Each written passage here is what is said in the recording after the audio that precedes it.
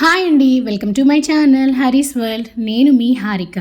ఈరోజు ఒక మంచి సాఫ్ట్, టేస్టీ అండ్ హెల్దీ అయిన కాంచీపురం ఇడ్లీ రెసిపీ తోటి మీ ముందుకు వచ్చేసాను. ఇడ్లీలో క్యాలరీలు తక్కువ ఉంటాయి కాబట్టి బరువు తగ్గాలి అనుకునే వాళ్ళకి ఇది ఒక మంచి ఆహారం అండి. దీంట్లో గ్లైసెమిక్ ఇండెక్స్ తక్కువగా ఉంటుంది కాబట్టి బ్లడ్ షుగర్ లెవెల్స్ని నియంత్రించడంలో సహాయపడుతుంది. అందువల్ల డయాబెటీస్ ఉన్న వాళ్ళకు కూడా చాలా మంచిది. ఈ కాంచీపురం ఇడ్లీ రుచికరమైన రెసిపీయే కాదండి, హెల్త్లో కూడా చాలా బెనిఫిట్స్ ఉన్నాయి. కాబట్టి మరి రెసిపీలోకి అయితే వెళ్ళిపోదామా. స్టవ్ ఆన్ చేసి ఒక బాండెట్లో 2 టేబుల్ స్పూన్ల నూనె వేసి, నూనె వేడెక్కాక 1 టేబుల్ స్పూన్ ఆవాలు, 2 టేబుల్ స్పూన్ల పచ్చెనపప్పు, 2 టేబుల్ స్పూన్ల మినపప్పు, 1/2 టేబుల్ స్పూన్ జీలకర్ర, 8 నుండి 10 జీడిపప్పు, సన్నగా తరిగిన పచ్చిమిర్చి, అలాగే 1 ఇంచు సన్నగా తరిగిన అల్లం కూడా వేసుకొని పప్పులు అనేవి మాడిపోకుండా లో ఫ్లేమ్లో వేయించుకోవాలి. ఇది ఫేమస్ అయింది మాత్రం తమిళనాడులోనే. మేము జనరల్గా నోటికి కొంచెం స్పైసీగా జ్వరం వచ్చినప్పుడు తినలేం కదా ఇడ్లీ, అలాంటప్పుడు మా అమ్మ అయితే కంచి ఇడ్లీ చేస్తాను అని చెప్పి పెట్టేది. ఇలా పప్పులన్నీ చక్కగా వేయించుకున్నాక లాస్ట్లో కరివేపాకును వేసుకోవాలి. ఇలా లాస్ట్లో వేయడం వల్ల కరివేపాకు ఫ్లేవర్ అనేది ఇడ్లీకి చాలా మంచి రుచినిస్తుంది. ఇప్పుడు స్టవ్ ఆఫ్ చేసి కొద్దిగా చల్లారనివ్వాలి. తమిళనాడు వైపు అంతా కూడాను ఇడ్లీకైనా దోశకైనా పప్పు బియ్యం వాడతారు.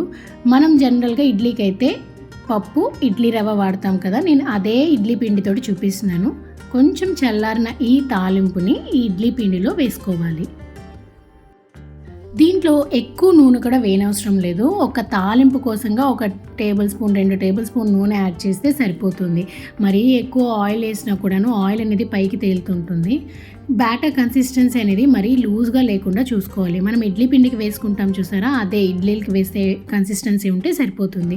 నేను ఇక్కడ యూజ్ చేసేది ఒక 3 గ్లాసులేనండి. నేను ఇప్పుడు కలిపిన ఆ బ్యాటర్కి ఒక 3 గ్లాసులకి వచ్చింది. ఇలా గ్లాసుకి కొంచెం నూనెనైతే అప్లై చేసుకోవాలి. నూనె అప్లై చేయడం వల్ల ఇడ్లీలు ఆవిరికి ఉడికాక తీయడానికి ఈజీగా ఉంటుంది, లేకపోతే గ్లాస్కి అంటుకుపోయి సరిగ్గా రాదనమాట. ఈ ఇడ్లీ ప్లేట్లోనే పెట్టనవసరం లేదు, ఇలా మన ఇంట్లో యూజ్ చేసే గ్లాసుల్లో కూడా పెట్టుకోవచ్చు.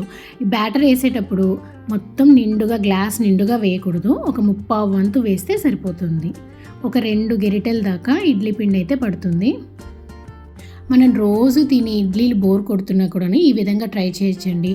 కొన్ని ఇంగ్రీడియంట్స్ యాడ్ చేసిన కొన్ని రెసిపీస్కి అయితే మరింత రుచి పెరుగుతున్నట్టు ఈ ఇడ్లీ పిండిలో ఈ ఇంగ్రీడియంట్స్ యాడ్ చేసి చూడండి. మీరే అంటారు మళ్ళీ మళ్ళీ చేసుకొని తినాలి అని అంటారు. అందులో జ్వరం తగిలిన వాళ్ళకైతే అసలు నోటికి ఏమీ తినాలనిపించదు కదా, అలాంటప్పుడు ఇలాగ ట్రై చేయొచ్చు, చాలా బాగుంటుంది. ఇప్పుడు ఈ గ్లాసుల్ని ఆవిరి మీద ఉడికించుకోవాలి. దానికోసం ఇడ్లీ పాత్ర కానీ కొంచెం లోతుగా ఉన్న ఏ గిన్నెనైనా తీసుకొని 1.5 గ్లాస్ నీళ్లు పోసుకొని డైరెక్ట్గా మన ఇడ్లీ పిండి గ్లాసులు ఉన్నాయి కదా, ఆ గ్లాసులను పెట్టి మీడియం ఫ్లేమ్లో 15 నిమిషాలు ఉడికించుకున్నామంటే మంచిగా సాఫ్ట్గా ఉన్న ఇడ్లీలు అయితే రెడీగా ఉంటాయి. ఒక 15 నిమిషాల తర్వాత ఫ్లేమ్ని సిమ్లో పెట్టేసుకొని ఒకసారి చెక్ చేసుకోండి. ఇలా టూత్పిక్ తోటి చెక్ చేసుకున్నామంటే ఇడ్లీ ఉడికిందా లేదా కరెక్ట్గా తెలిసిపోతుంది. చూడ్డానికి 1 గ్లాస్ అని అనుకుంటాం కానండి, ఈ 1 గ్లాస్ ఇడ్లీ తిన్నా కూడా కడుపు అనేది ఫుల్ అయిపోయి ఉంటుంది, అంత హెవీగా అనిపిస్తుంది. తక్కువ క్వాంటిటీ తీసుకుంటాము, మనకు కావాల్సిన న్యూట్రియంట్స్ అంతా మన శరీరానికి అందుతాయి. అందువల్ల బరువు తగ్గాలనుకునే వాళ్ళు తప్పకుండా ఈ రెసిపీని అయితే ట్రై చేయండి.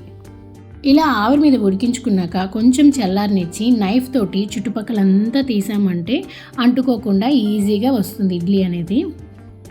ఇదే రకంగా ఇడ్లీని కొంచెం హెల్తీగా కావాలి అంటే మిల్లెట్స్తో కూడా ట్రై చేయొచ్చు.